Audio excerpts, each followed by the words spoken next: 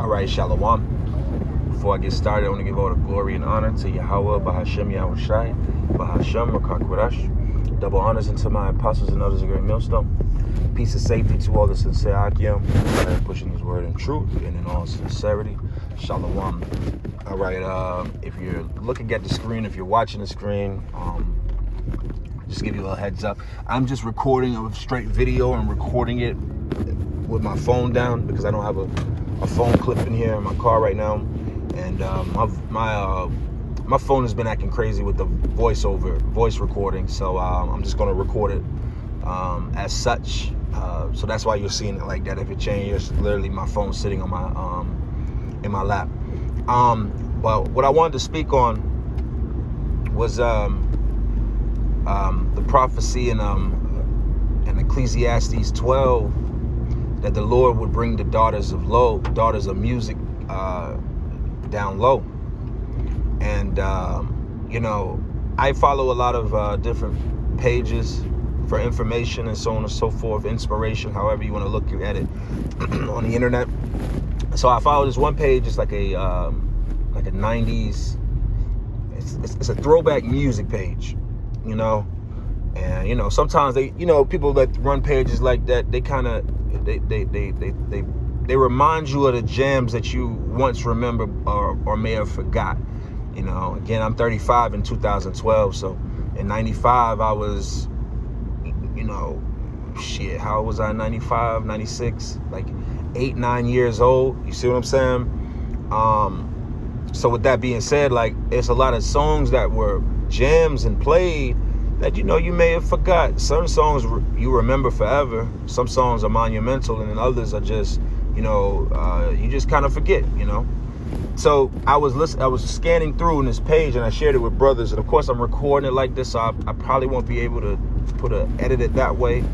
But it was a reel of videos of what was the top songs in 1998, and it was some good songs, some soulful songs, good singers, Kelly Price, and you had, a lot of people don't know. I was listening to, made me say I was going to do this again, reminded me to do this video. I saw from the same page a clip of, it was a song back in the day with, it had Brandy, Shaka Khan, Gladys Knight, and they had a few other, I think, Tamia. It was several people. It was like 5 songstresses on the one song, and that's not the case no more, because and as the scriptures say, the daughters of music will be brought down low. It's low now.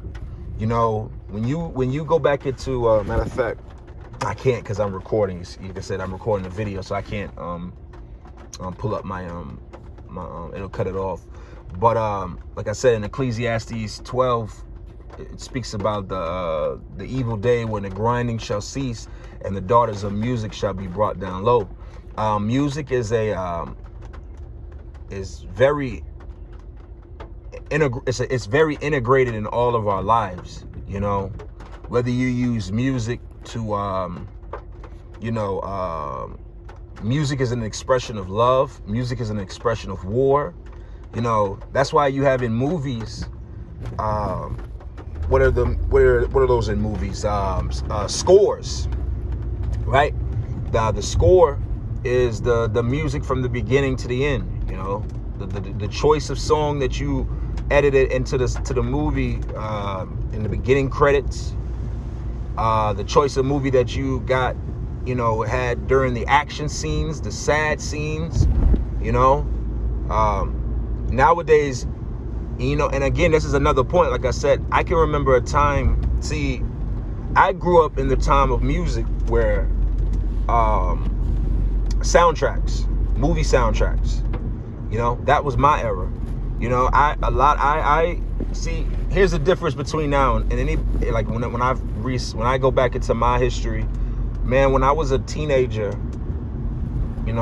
up until honestly the iPod era, which iPod was a lot of these things have destroyed, pop culture, So I had hundreds, if not thousands, or over 1,000 plus CDs myself, and that was normal actually, but that's not the case anymore. We don't have the same, it's not the same vibration towards music anymore, So again, nowadays, music is not, it's no excitement behind it. There's no rage, there's no raving behind the music, no matter the genre, whether you were into classical, whether you were into certain songs, those type of songs aren't being created in modern time. And that's because the Lord said he was going to do it that way. Because again, music has a very, it plays a very important part of life. All right. The Lord loves music. The Lord created, instruments and frequencies, through those instruments. You understand? So again, that goes into another prophecy. Jeremiah, I want to say Jeremiah 7:31 on down, I believe. I get the verse part, but I know it's the 7th chapter, where the Lord said he would cease the voice of gladness and the voice of mirth and the voice of and the joy of the bridegroom and the brides. See, even with that, what is a wedding? You have certain songs and music and melodies that put you in the spirit of this is a wedding, right? And then afterwards you have the reception, right? And then everybody's dancing, everybody's partying, everybody doing, older generations, it wasn't a black gathering if everybody didn't do the electric slide. That movie, if you old enough to remember the Best Man, they ended the movie with them getting married, doing the electric slide, and everything was good after that. He slept with his best man's, the best man slept with the groom's bride, and when they were younger, and everybody was falling together, and this, that, and the third. But hey, we hitting this electric slide, it's all good. Remember? That's music. But the Lord ain't giving people that music no more, man. Hell, and I'm not, like I said, I'm driving and I can't pull my scripture, so I'm just speaking on the prophecy of Ecclesiastes 12 of the daughters of music. There's not music that really comes out nowadays that make you cry. Okay? I'm talking about, like, you can feel the emotional created in it. All right? I'm gonna hit you with this. Listening to old Mary J. Blige, right? I'm talking about like her old music. Like I'm talking like what's the 411 and Share My World and share, those. If I'm saying that, I think it's Share My World or Share My Love. Those early albums. You listen to Mary's album, you feel whatever she was going through, and depending on where you at mentally or emotionally at that moment, it'll bring tears to your music. Not just her, but so many other artists you listen to. Certain artists hit notes and it bring tears to you.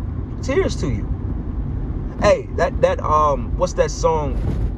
Shaka Khan. Shaka Khan has a I can't think of the song, but I know it was Shaka Khan. There's a famous note that she hits, and when you really listen to it, it'll bring tears to you because it's such a beautiful note. That's what music does. Music is powerful. But what do we have now? They don't let the GDs in the building. They don't let this is the type of music that we're listening to. And forget about R&B. Forget about R&B. All right? There's no love in this place. Now, think about what the Lord said. The Lord said in the book of Matthew, think not that I come to send peace, but a sword.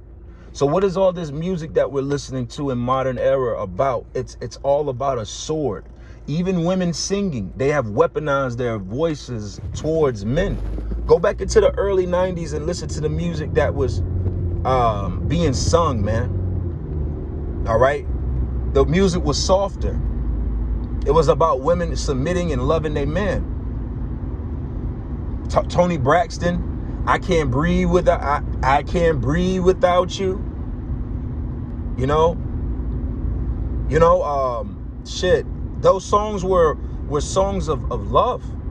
because Jake still had a somewhat of a spirit of love towards each other. Although we've in this predicament and the curses, there still was a spirit of love towards one another, man. And when you love somebody, or you love, like, if you, like, for instance, when women love men and men love women, what happens? There's more relationships. There's more marriage. Hell, marriage is falling. People aren't getting married anymore. Divorce rates are only falling because people aren't getting married. People aren't coming together and such. It's impossible to commit in modern time, in this time that we're in now. Okay? So that all goes hand in hand with prophecy. The Lord said, what else? The Lord also said, the love of many shall wax cold. See, I'm gonna close up here in a second. I don't want nobody thinking I'm just, like, rambling, but I'm quoting the scriptures to the best of my ability. But one of my favorite R&B artists, right? Been a big Raheem DeVaughn fan. That's, if you had to ask me, if you asked me what are your favorite R&B singers, I just thought of, I'll probably name him. You get what I'm saying? Now, he just had a recent album come out within the last 6 months. I cut it on, right? Because I'm like, oh, I'm a fan. I'm going to check out his music. No different if you like Kanye or whoever, right? I cut the man's album on, and I didn't even get past the first song. I just was scanning through, skipping. Not because it was trash. It's just that, man, ain't nobody trying to really get, like, the vibe is just in that running your woman a bubble bath and attending to her every needs. And again, don't get me wrong, you're not gonna always want to listen to gang, busting guns and scamming music and all the 144. You're not gonna always want to listen to that music. Sometimes you enjoy good R&B. Everybody loves R&B music. How do you not? But at the same time, the spirit was just not with this. It was just not in the spirit. It was just very like, come on, man. We in a time where it's crucial out here. It's bloody out here. The relations between men and women are shot. So. And that's all. And the music is a good thermometer for you to be able to read what the hell is really going on out here. There's no more duets. Okay? There's no more duets. All right? There'll never be another. I didn't like her growing up personally. And honestly, I still don't. But talent is talent. Okay?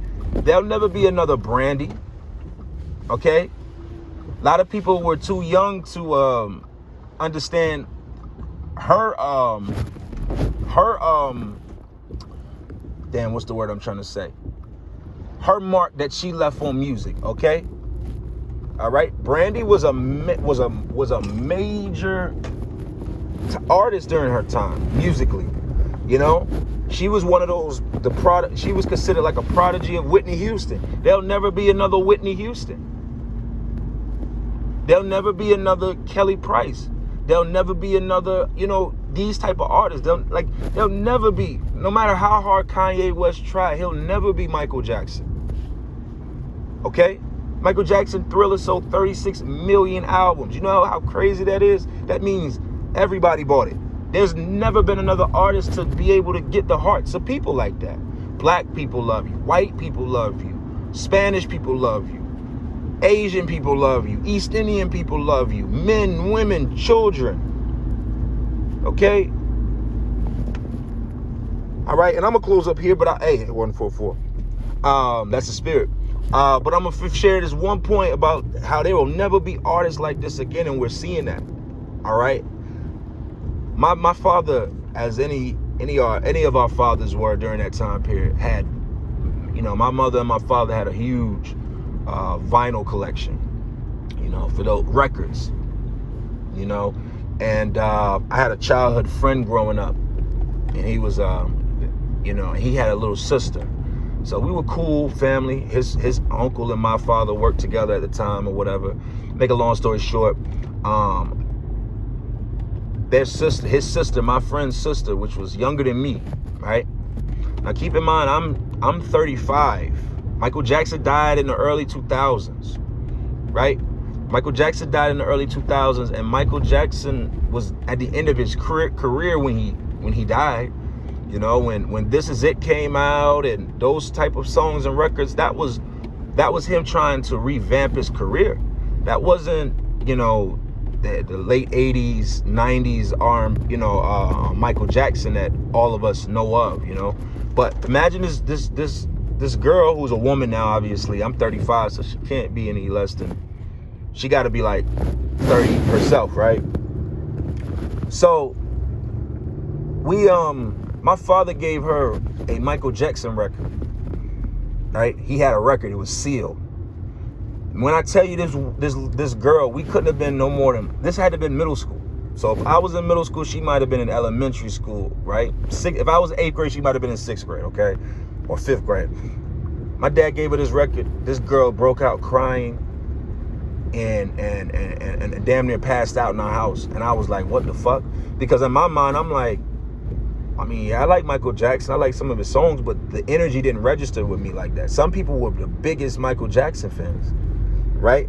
There's no artist today, not even Beyonce, none of these. You won't be able to, if time went on another 20 years, you pass your son a Jay-Z CD, he's not going to react that same way. I promise you that. So it's over with, all right? The music is a thermometer to life.